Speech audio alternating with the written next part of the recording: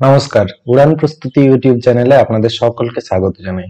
আমার নাম শুভেন্দু মণ্ডল। আমি এমএসসি বিএড এবং ডিএলএড সিটেট এসটেট ডাব্লিউবিটেড কোয়ালিফাই করেছি। আমার সাবজেক্ট ম্যাথমেটিক্স। এই চ্যানেলটি মূলত CTET STET upper primary aspirant যারা রয়েছেন তাদের জন্যই ডেডিকেটেড।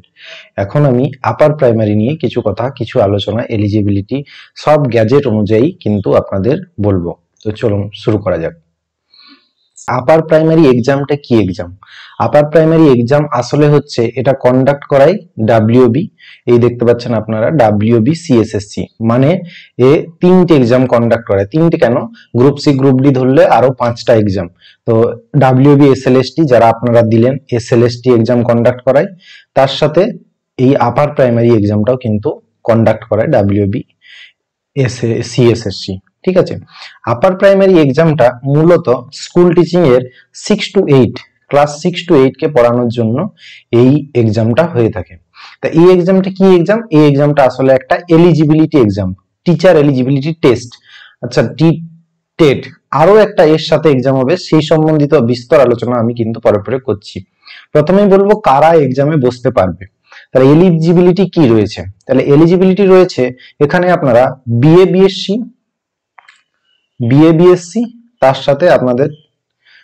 সাথে বিএড আর অথবা ডিএলএড রাও এই এক্সামে কিন্তু বসতে পারবে।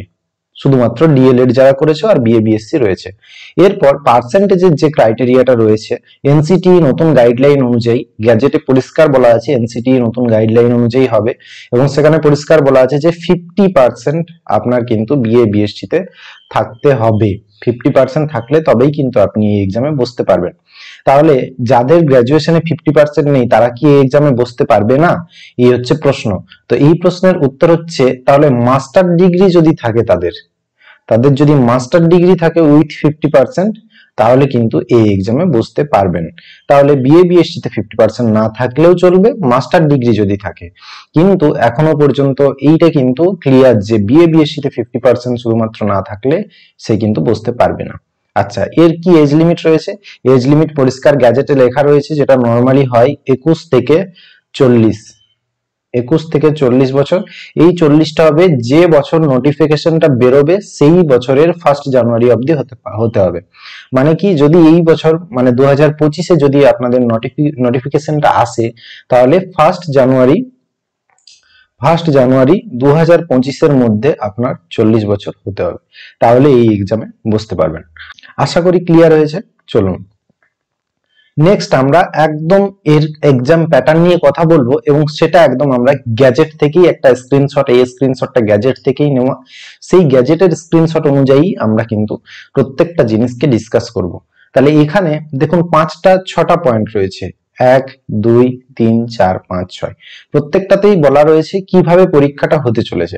প্রথমে দেখুন আপনারা, এটা আসলে কিভাবে মেরিট স্কোর, একদম ফাইনাল মেরিট স্কোরটা কিভাবে তৈরি হবে সেই সম্বন্ধিত আলোচনা। প্রথমে দেখতে পাচ্ছেন একাডেমিক স্কোরে 10 মার্কস রয়েছে, যেটা হচ্ছে 60% এন্ড অ্যাবাভ হচ্ছে 10 marks, 60 to 58 marks, below 50 6 marks. এখানে কিন্তু কোনো রকম মাস্টার ডিগ্রির কিন্তু কথা বলা নেই, এটা গ্র্যাজুয়েশনই থাকতে হবে। গ্র্যাজুয়েশনের পার্সেন্টেজ অনুযায়ী এই একাডেমিক মার্কসটা দেওয়া হবে। ডাব্লিউবিএসএলএসটির ক্ষেত্রে যেমন সেটা পার্সেন্টেজ অনুযায়ী প্রেফার হচ্ছিল, এখানে কিন্তু সেরকম কিছু বলা নেই।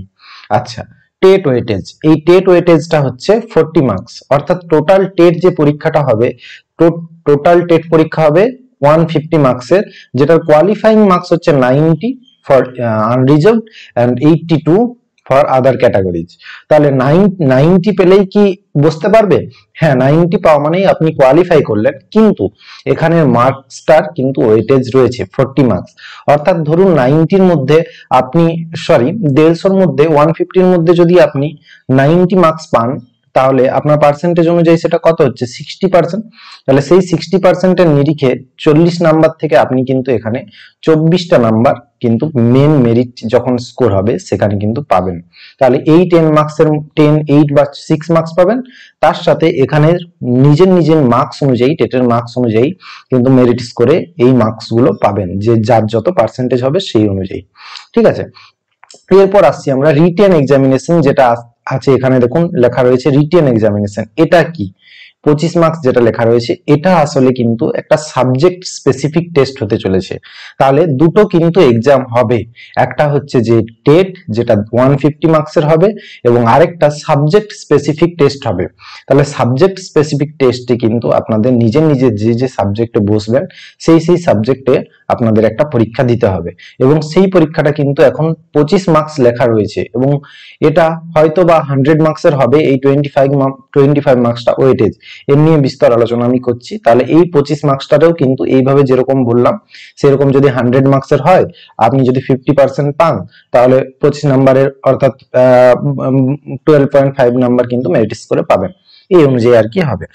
নেক্সট হচ্ছে ওরাল ইন্টারভিউ। তাহলে এই দুটো এক্সাম দিলেন, প্রথমে হচ্ছে আপনি একাডেমিক নাম্বার পেলেন, তারপরে নিজের টেট কোয়ালিফাই হয়ে যাওয়ার পর কিন্তু যে পার্সেন্টেজটা হয়েছে সেই পার্সেন্টেজ অনুযায়ী নাম্বার পেলেন।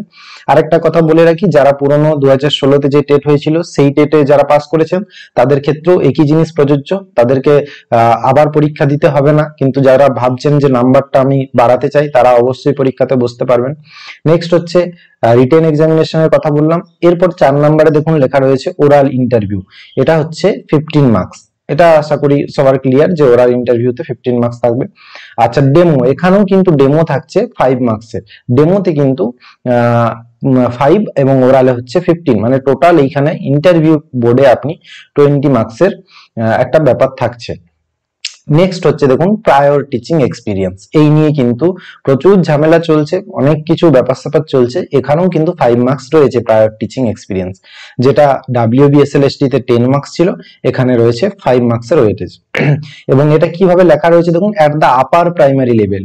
আপার প্রাইমারি লেভেলেই আপনি মানে 9, 10 অর্থাৎ সেকেন্ডারি লেভেলে যদি পড়ান তাহলে কিন্তু আপনি এই মার্কসটা পাবেন না। অ্যাট আপার প্রাইমারি লেভেল মানে আপনার 6 to 8 এরই অভিজ্ঞতা থাকতে হবে in a government or government aided or government sponsored school. আর এইখানে দেখুন লেখা রয়েছে as a permanent or on contractual basis. এইটা কিন্তু আবার ডিপেন্ড করছে নোটিফিকেশনের উপর। সেই WBSLST তে যেমন আপনার টিচার আইডি দিয়ে একটা ভেরিফিকেশন, অর্থাৎ যারা টিচিং এক্সপিরিয়েন্সের নাম্বার পেলো তাদেরকে টিচার আইডি দিতে হলো, সেই সব ব্যাপারগুলো থাকছে। তো এখানে কত নাম্বার থাকছে না, 5 মার্কসের একটা ওয়েটেজ থাকছে। তাহলে টোটাল আমাদের কত নাম্বার হলো দেখুন, প্রথম একাডেমিকের কথা যদি বলি ফুল মার্কস 10, তারপরে হচ্ছে টেট ওয়েটেজ হচ্ছে 40 মার্কস এবং আপনার প্রাইমারি এই ইন্টারভিউ এবং ওরালে হচ্ছে আপনার টোটাল 20 মার্কস, আর টিচিং এক্সপিরিয়েন্স হচ্ছে আপনার 5 মার্কস, আর তার সাথে যেটা সাবজেক্ট স্পেসিফিক টেস্ট সেটা হচ্ছে 25 মার্কস। টোটাল আপনার এখানে হয়ে গেল 100 নাম্বারের মধ্যে আপনার মেরিট স্কোর তৈরি হবে। আশা করি বুঝাতে পেরেছি। যদি কিছু কনফিউশন থাকে কমেন্ট বক্সে অবশ্যই জানান। এছাড়াও আপনারা টেলিগ্রাম গ্রুপে জয়েন হয়ে যান, ডেসক্রিপশনে লিংক দেওয়া রয়েছে, সেখানে কোনো কনফিউশন থাকলে বলুন, আমি সেখানে কিন্তু আপনাদের জানিয়ে দেব। নেক্সট আমরা এই যে টেট পরীক্ষাটা হবে 150 মার্কসের, তার সাবজেক্ট কম্বিনেশন কি রয়েছে, আর সিলেবাস কি রয়েছে, এবং যে 25 মার্কসের আরেকটা এক্সাম হবে তার সেটা কিভাবে হবে সেই নিয়ে আলোচনা করব। তাহলে সাবজেক্ট কম্বিনেশনের কথায় আসি। দুভাবে সাবজেক্ট কম্বিনেশন হয়, আপনারা সিটেট পেপার 1 পেপার 2 দেখেছেন, সেরকমই যেরকম ভাবে সিটেট পেপার 2 তে দুটো ভাগ থাকে, একটা হচ্ছে ল্যাঙ্গুয়েজ এন্ড সোশ্যাল সায়েন্সের জন্য আর একটা হচ্ছে ল্যাঙ্গুয়েজ এন্ড ম্যাথ সায়েন্সের জন্য। এই দুটো ভাগে এখানেও পরীক্ষা হবে। একটা সোশ্যাল সায়েন্স যেখানে রয়েছে হিস্ট্রি, জিওগ্রাফি, এনভায়রনমেন্ট, মূলত যারা আর্টসের সাবজেক্ট নিয়ে পড়াশোনা করেছেন তাদেরকে এই জিনিসটাতে এই পরীক্ষাটাতে বসতে হবে, এবং যারা সায়েন্সের সাবজেক্ট নিয়ে পড়াশোনা করেছেন তারা ফিজিক্স, কেমিস্ট্রি, বায়োলজি আরো যে সায়েন্সের সাবজেক্টগুলো রয়েছে তারা এইখানে বসতে পারেন। আরেকটা কথা যেটা বলে রাখি, এইখানে বসার জন্য আপনাদের যেটা এলিজিবিলিটি, অর্থাৎ এই যে সাবজেক্টগুলো রয়েছে কম্বিনেশন গুলো, এইগুলো আপনাকে 300 মার্কস কিন্তু গ্রাজুয়েশনে পড়তে হবে। 300 মার্কস গ্রাজুয়েশনে পড়তে হবে, এটাও কিন্তু ক্লিয়ারলি গ্যাজেটে মেনশন করা আছে। অর্থাৎ কারো যদি অনার্স, আপনি ধরুন এডুকেশনে অনার্স করেছেন, ঠিক আছে, এডুকেশনে অনার্স করলে তো এইখানে এডুকেশন সাবজেক্ট কিন্তু নেই, তাহলে কি করতে হবে, তাহলে আপনার দেখতে হবে যে আপনার পাস কোর্সে কি আছে, জিওগ্রাফি আছে, হ্যাঁ জিওগ্রাফি যদি থাকে তাহলে এই জিওগ্রাফিটা যদি আপনি 300 মার্কসের পাস কোর্সে পড়ে থাকেন গ্রাজুয়েশনে তাহলেই কিন্তু এই পরীক্ষায় বসতে পারবেন। এই হচ্ছে ব্যাপার। একই রকম ভাবে ম্যাথ সায়েন্সের ক্ষেত্রেও পাস কোর্সের কোনো সাবজেক্ট থেকে আপনি বসতে পারবেন। এরপর যে যা নতুন সেমিস্টারের যারা, তাদের একটা প্রশ্ন আসতে পারে যে আমরা তো 300 মার্কস পাচ্ছি না, আমরা 125 বা 150 এরকম কিছু মার্কস পাচ্ছি পাস কোর্সের কোনো সাবজেক্ট আমাদেরকে বসতে গেলে, তাহলে আমরা কি বসতে পারবো না? সেটা কিন্তু ক্লিয়ারলি এখনো অবধি গ্যাজেটে এটাই মেনশন করা আছে 300 মার্কস। তাহলে যদি এক্সট্রা কিছু নোটিফিকেশন আসার পর যদি সেরকম কিছু চিন্তা ভাবনা হয় যে নতুন সেমিস্টারের ছেলে মেয়েদের জন্য এটা ভাবা হয়েছে, তাহলে সেটা নোটিফিকেশনের উপর ডিপেন্ড করছে। গ্যাজেট অনুযায়ী কিন্তু এইটা ক্লিয়ারলি মেনশন আছে। নেক্সট যেটা হচ্ছে আমরা ডিসকাস করবো এরপর সিলেবাসটা নিয়ে। 150 মার্কসের মধ্যে কি কি আসবে? তাহলে 150 মার্কসের মধ্যে আপনার প্রথম হচ্ছে সিডিপি আসবে 30 নাম্বার। সিডিপি মানে চাইল্ড ডেভেলপমেন্ট পেডাগজি, যেটা এডুকেশনের যে সাবজেক্টটা সেইটা আসবে, child development pedagogy 30 number. Bangla আসবে 30 নাম্বার। 30 নাম্বারটা 15 প্লাস 15 ডিভিশন করা থাকবে। যারা সিটেট দিয়েছেন তারা জানেন এই 15টা হচ্ছে যে সাবজেক্ট স্পেসিফিক বাংলার, আর এই 15টা হচ্ছে বাংলা রিলেটেডই পেডাগজি, এছাড়াও অন্যান্য পেডাগজি আর কি, পেডাগজির নলেজ 15 নাম্বার। ইংলিশ কি থাকবে? ইংলিশও থাকবে 15 প্লাস 15। এই 15 নাম্বার হচ্ছে আপনার সাবজেক্ট স্পেসিফিক ইংলিশ, আর এই 15টা হচ্ছে আপনার পেডাগজি। বাকি আপনার দুটো ভাগে ভাগ, যেটা বললাম, 1 নম্বরে হচ্ছে ল্যাঙ্গুয়েজ সোশ্যাল সায়েন্স, তাদের জন্য এইটা 60 মার্কস থাকবে। আর যারা ম্যাথ সায়েন্স থেকে বসবেন তাদের জন্য ম্যাথ এন্ড সায়েন্স থাকবে 60 মার্কস। এই 60 মার্কসটা আবার ভাগ করা থাকবে হিস্ট্রি, জিওগ্রাফি, এনভায়রনমেন্টের জন্য হিস্ট্রি, জিওগ্রাফি মেনলি ধরে নিতে পারেন 50 মার্কস থাকবে, এনভায়রনমেন্ট 10 মার্কস থাকবে। ম্যাথ সায়েন্সের জন্য ধরে নিতে পারেন ম্যাথে 30 বা 25 মার্কস থাকবে, সায়েন্সে 20 মার্কস থাকবে, আর এনভায়রনমেন্ট থেকে হয়তো কিছু 10 মার্কসের কোশ্চেন থাকবে। এইরকম ভাবে ভাগ করা থাকে। এই হচ্ছে সিলেবাস। আশা করি বোঝাতে পেরেছি। নেক্সট হচ্ছে সিলেবাস ফর রিটেন এক্সামিনেশন। এই নিয়ে একটা তুমুল ঝামেলা চলছে। রিটেন এক্সামিনেশনটা কিভাবে হবে, কখন হবে, সেই নিয়ে ঝামেলা চলছে। তো এইটা নিয়ে কিন্তু ক্লিয়ারলি গ্যাজেটে মেনশন কিছু নেই। এই 25 ওয়েটেজটা হয়তো বা পরীক্ষার 150 নম্বরের পরীক্ষার সাথেও হতে পারে, তবে এই চান্সটা কিন্তু খুব কম। এইটা হয়তো বা হলেও আলাদা হবে, সেটা যখন নোটিফিকেশন আসবে। এইটা ধরতে পারেন একটা রিক্রুটমেন্ট এক্সামের মতো। এইটা যেমন হচ্ছে আপনার এলিজিবিলিটি এক্সাম, এইটা কিন্তু রিক্রুটমেন্ট এক্সাম, অর্থাৎ যারা এই 150 নাম্বার ক্লিয়ার করবেন তারা এই পরীক্ষায় বসতে পারবেন। তো যাই হোক, সেটা নোটিফিকেশন আসার পরেই বোঝা যাবে। তো এই 25 এখানেও ওয়েটেজ থাকছে, এইগুলো নিয়ে আপনার মেরিট স্কোর তৈরি হবে। তাই সব থেকে ভালো হচ্ছে এই 150 নাম্বারের মধ্যে ভালো মার্কস তোলা। যারা যারা এইখানে ভালো মার্কস তুলতে পারবেন, ওই 40 মার্কসের যে ওয়েটেজটা আছে সেইখানে অনেকটা এগিয়ে যাবেন। এই হচ্ছে গল্প। 82 নাম্বার পেলে, অর্থাৎ কাস্ট থেকে 82 নাম্বার পেয়ে যদি আপনি পাস করেন, সেক্ষেত্রে চাকরি পাওয়ার চান্সটা কিন্তু প্রবাবিলিটিটা কম, কারণ এইখানে কিন্তু ওয়েটেজটাও আপনার কমে যাচ্ছে অনেকটা 40 মার্কসের। আশা করি ভিডিওটি ভালো লেগেছে। আমি সবাইকে পুরো ব্যাপারটি বোঝাতে পেরেছি। যদি কারো কিছু কোনো কোয়ারি থাকে, আমাকে এই টেলিগ্রাম গ্রুপে জয়েন হয়ে যান, যেটা ডেসক্রিপশনে লিংক দেওয়া রয়েছে।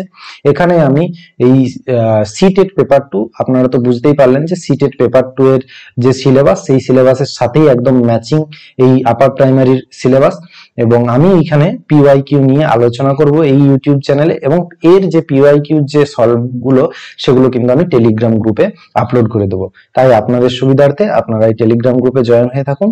এখানে সম্পূর্ণ ফ্রিতে আপনি কিন্তু ম্যাটেরিয়াল পাবেন।